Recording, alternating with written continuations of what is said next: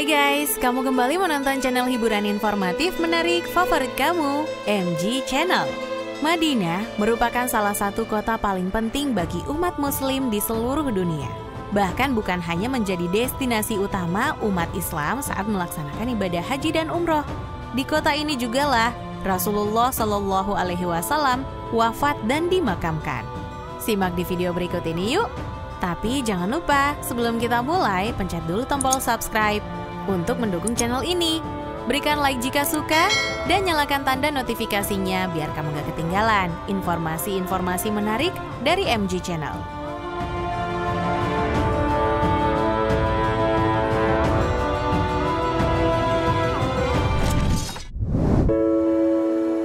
Satu, Masjid Nabawi. Bisa dibilang, Masjid Nabawi merupakan tempat pertama yang akan dikunjungi oleh umat Islam begitu tiba di Madinah. Ini merupakan masjid kedua yang dibangun oleh Nabi Muhammad Shallallahu Alaihi Wasallam setelah hijrah ke Madinah. Rumah Nabi persis berada di sebelahnya guys.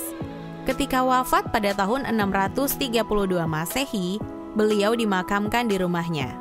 Beberapa puluh tahun kemudian, Masjid Nabawi mengalami perluasan dan makam Rasulullah Shallallahu Alaihi Wasallam beserta Khalifah Abu Bakar Ash-Shiddiq dan Umar bin Khattab dimasukkan ke dalam wilayahnya. Saat periode haji dan umroh tiba, masjid ini akan dipenuhi oleh umat muslim dari seluruh dunia yang ingin beribadah sekaligus berziarah.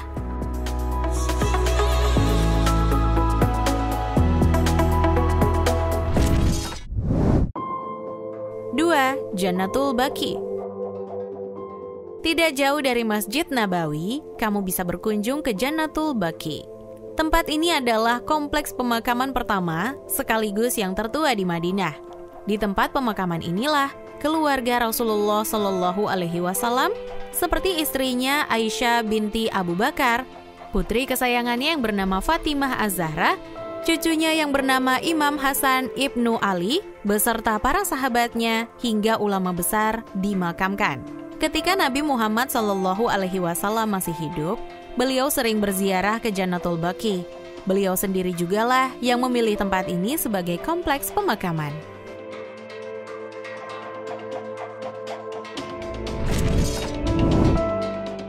3. Masjid Quba. Jika Masjid Nabawi adalah masjid kedua yang dibangun oleh Nabi Muhammad Shallallahu Alaihi Wasallam, maka Masjid Quba adalah yang pertama. Berjarak 6 km dari Madinah, di lokasi inilah Rasulullah Shallallahu Alaihi Wasallam disambut oleh penduduk Madinah. Rasulullah Shallallahu Alaihi Wasallam kemudian membangun masjid di lokasi tersebut dan tinggal selama 14 hari sambil menunggu menantunya Ali bin Abi Thalib tiba dari Makkah. Setelah Rasulullah Shallallahu Alaihi Wasallam tinggal di Madinah, beliau selalu mengunjungi masjid ini setiap hari Sabtu dan melaksanakan sholat 2 rakaat. Makanya itu, umat muslim yang berkunjung ke Masjid Quba dianjurkan untuk melaksanakan sholat 2 rakaat.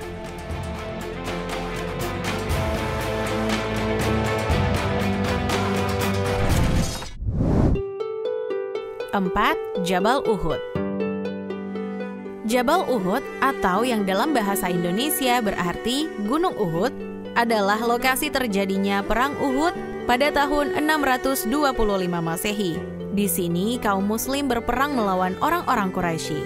Dalam peperangan ini, 70 sahabat termasuk paman kesayangan Rasulullah Shallallahu Alaihi Wasallam yang bernama Hamzah bin Abdul Muthalib syahid.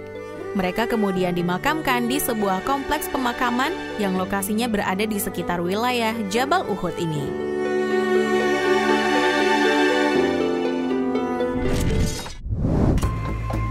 5. Masjid Al-Qiblatain. Pada awal turunnya perintah untuk melaksanakan sholat 5 waktu, umat Islam melaksanakan sholat menghadap Baitul Maqdis di Yerusalem sebagai kiblat. Namun beberapa saat setelahnya, arah kiblat kemudian berubah menghadap ke Ka'bah di Mekah.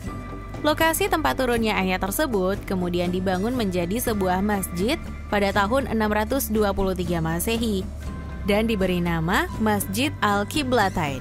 Uniknya, di masjid ini kamu akan menemukan 2 penanda kiblat guys.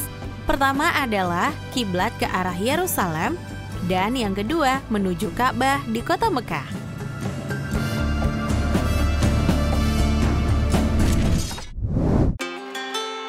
6.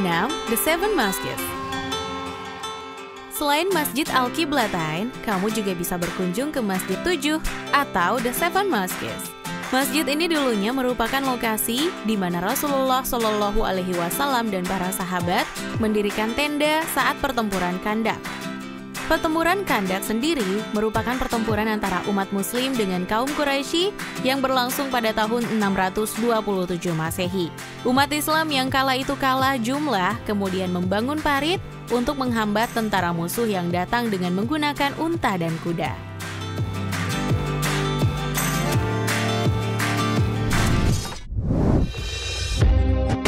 7. Museum Al-Madinah.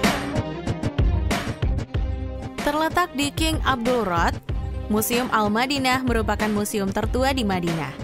Saat berkunjung ke sini, kamu dapat melihat sejarah kota tersebut, guys, budayanya, orang-orang, dan kehidupan mereka di masa lalu.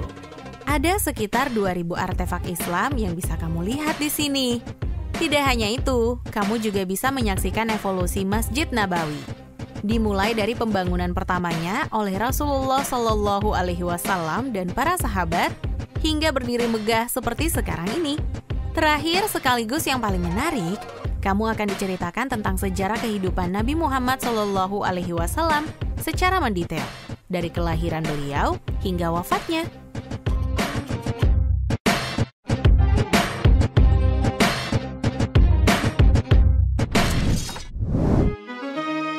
Nah guys, itu dia 7 peninggalan berharga Nabi Muhammad Shallallahu Alaihi Wasallam di kota Madinah. Kalau kamu tertarik dengan video ini, jangan lupa share ke teman-teman kamu ya, agar video ini bisa memberikan manfaat dan pengetahuan untuk semuanya. Sampai jumpa guys di video-video versi MG Channel berikutnya.